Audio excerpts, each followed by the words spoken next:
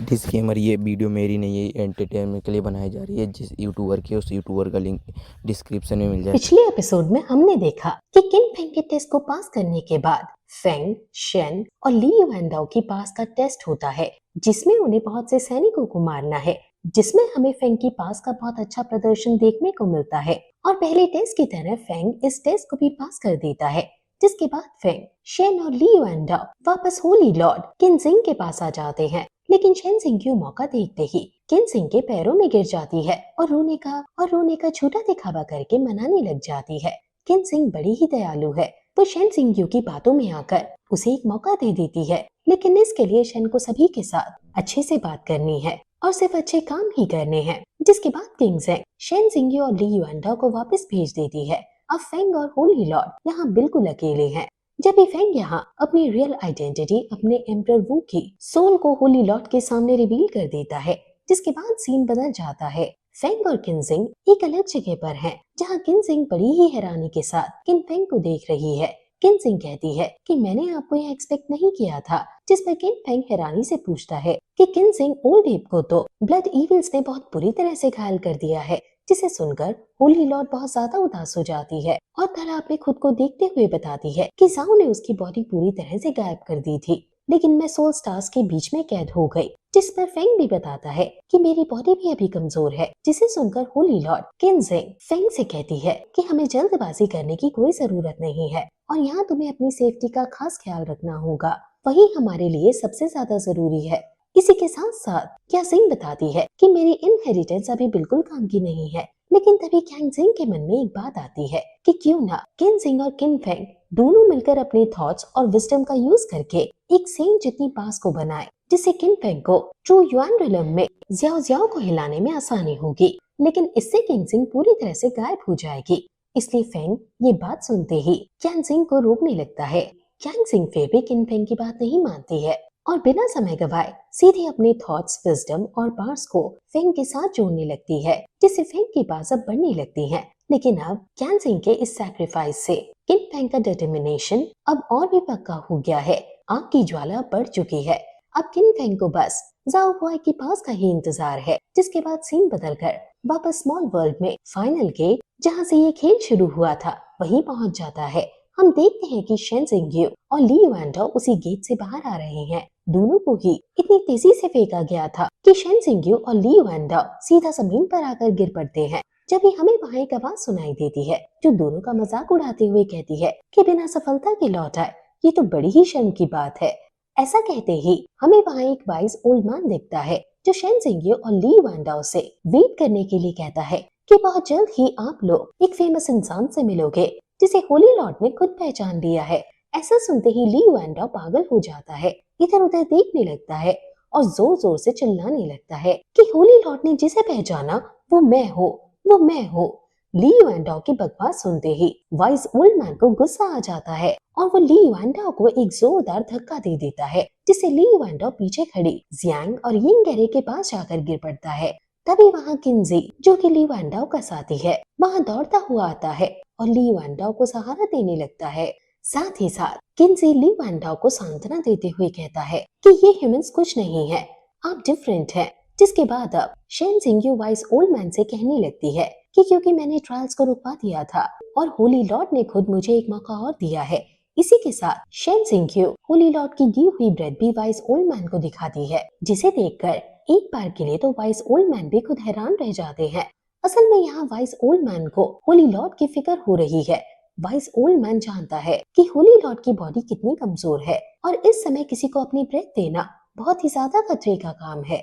अब क्योंकि शेन जिंग के पास होली लॉर्ड की ब्रेथ थी, इसलिए वाइस ओल्ड मैन शेन जिंग को स्मॉल वर्ल्ड का इंचार्ज बना देता है। साथ ही वाइस ओल्ड मैन शेन जिंग को एक जेट स्लिप देता है, जो कि स्मॉल वर्ल्ड का कोर है। इस जेट स्लिप की मदद से शेन जिंग स्मॉल वर्ल्ड में अपनी बात को रख सकेगी। ऐसा करते ही वाइस ओल्ड मैन कहते हैं कि मेरे पास समय बहुत ही कम है, लेकिन फिर भी भाग्य से मन मारने से पहले उस इंसान से मिल पाए जिसे खुद राजा ने चुना है। जिसके बाद वाइस मैन शेन जिंग से जेट स्लिप का सही यूज और स्मॉल वर्ल्ड में शांति बनाए रखने के लिए कहकर वहां से निकल जाता है। शेन जिंग भी उस जेट स्लिप को लेकर बहुत खुश है, लेकिन शेन के इरादे हमें कुछ सही नहीं दिख रहे हैं। तभी जियांग और यंग गहरे आगे आकर शेन सिंग्यू से किन फेंग के बारे में पूछने लगती है, लेकिन शेन सिंग्यू जियांग और यंग गहरे से झूठ बोल देती है कि किन फेंग मर चुका है, लेकिन शेन की बातों पर यंग गहरे को बिल्कुल भरोसा नहीं होता है। जियांग भी शेन सिंग्यू की बातों को झूठा कहने लगती है, लेकिन शेन सिंग्यू बहुत बुरी है। शेन अभी भी दोनों से किन फेंग की झूठी बात कहने लगती है और ऐसा कहते ही शेन सिंग्यू जेड स्लिप का यूज करके वैम्पायर्स को टाइगर हुलिन और ज़ाओ देलिन की कैद से भी छुड़वा लेती है, जिसे देखकर सभी लोग बड़े हैरान हो जाते हैं। उन्हें यकीन हो जाता है कि शेन सिंग्यू ने सही में स्मॉल वर्ल्ड को मास्टर कर लिया है। ये सब देखकर जियांग और यंग गहरे दोनों शेन सिंग्यू के ऊपर अटैक करने के लिए आगे बढ़ती हैं, लेकिन शेन सिंग्यू अब बहुत पावरफुल है, इसलिए शेन सिंग्यू बड़ी ही आसानी से जियांग और यंग गहरे को एक साथ ही रोक देती है और दोनों पर अटैक्स करने लगती है। शेन सिंग्यू फिर भी नहीं रुकती है और जियांग और यंग गहरे को मारने के लिए अपनी पास का यूज करती है, लेकिन जैसे ही शेन अटैक करती है वहाँ पर बीच में किन फेंग आ जाता है और शेन सिंग्यू के सभी अटैक्स को डिस्ट्रैक्ट करने में लग जाता है। जियांग और यंग गहरे किन फेंग को अपने सामने देखकर बड़ी खुश होती हैं।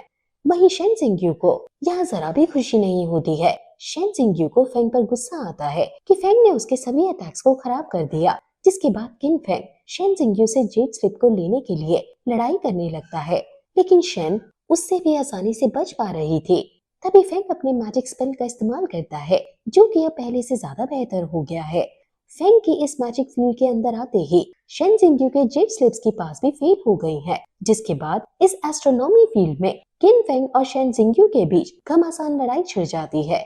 फेंग अपने भाले से शेन सिंग्यू को पछाड़ने की पूरी कोशिश में लगा हुआ है। वहीं शेन सिंग्यू भी अब जेड स्लिप को छोड़कर अपनी स्वॉर्ड से किन फेंग के साथ युद्ध करने के लिए पूरी तरह से तैयार है। किन फेंग तभी अपनी पास से वहां शेन सिंग्यू पर बहुत बड़ा अटैक करता है, जिसमें शेन सिंग्यू बिल्कुल जल जाती है और हमें बस आग की रोशनी ही नजर आती है।